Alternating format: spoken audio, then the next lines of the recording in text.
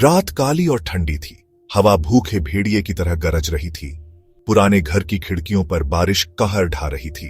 अंदर आग जल रही थी, जिससे दीवारों पर परछाई नाच रही थी।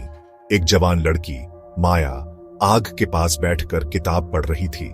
उसके माता पिता किसी ट्रिप पर गए थे, इसलिए वो आज रात घर पर अकेली थी। ऊपर से अचानक आई आवाज से वो चौंक गई। उसका दिल जोर से धड़कने लगा। उसने ध्यान से सुना। सन्नाटा, बस हवा। उसने खुद से कहा, अपनी घबराहट को शांत करने की कोशिश करते हुए, लेकिन अंदर ही अंदर बेचैनी की एक सिहरन उसकी रीढ़ की हड्डी में दौड़ गई।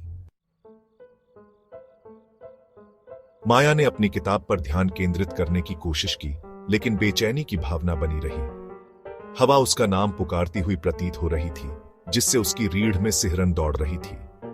उसने अपनी आंखें बंद कर लीं, अपने डर को कम करने की कोशिश कर रही थी। ऊपर एक फर्श का तख्ता चरमराया। उसकी आंखें खुल गईं। कोई ऊपर जरूर था। उसने धीरे से अपनी किताब नीचे रख दी। उसका हाथ थोड़ा कांप रहा था जब उसने अपने फोन के लिए हाथ बढ़ाया। गहरी सांस लेते हुए माया ने जांच करने का फैसला किया। वो सीढ़ियों की ओर बढ़ी, हर कदम धीमा और सोचा समझा।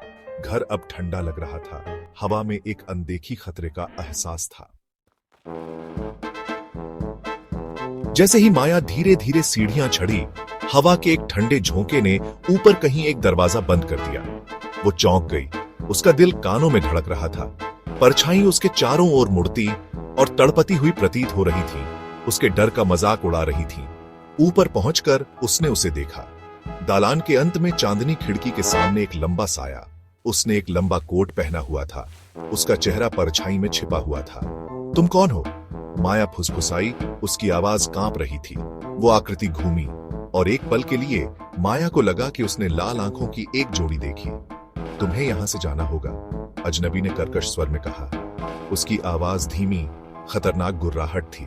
अभी चले जाओ, जब तक तुम जा सकती हो। डर ने माया के दिल को जकड़ लिया। वो भागना चाहती थी, चीखना चाहती थी, लेकिन उसके पैर जमीन से चिपके हुए थे। इससे पहले कि वो बोल पाती, वो आकृति पीछे हट गई। अंधेरे में उतनी ही जल्दी गायब हो गई जितनी जल्दी प्रकट हुई थी। अचानक नीचे फोन की घंटी बजी। माया को वापस वास्तविकता में ला दिया। वो नीचे दौड़ी। उसका हाथ कांप रहा था जब उसने फोन का जवाब दिया। ये उसकी मां थी। माया, हमने खबरों में कुछ देखा। उसकी मां की आवाज घबराई हुई थी। हमारे मोहल्ले में गैस लीक होने की खबर है। तुम्हें अभी घर छोड़ना होगा। लेकिन जैसे ही माया ने चिमनी की ओर देखा, उसने कुछ भयानक देखा। आग, जो कुछ क्षण पहले तेजी से जल रही थी, पूरी तरह से बुझ गई थी और ठंडी मृत राख में एक शब्द लिखा हुआ था, भागो।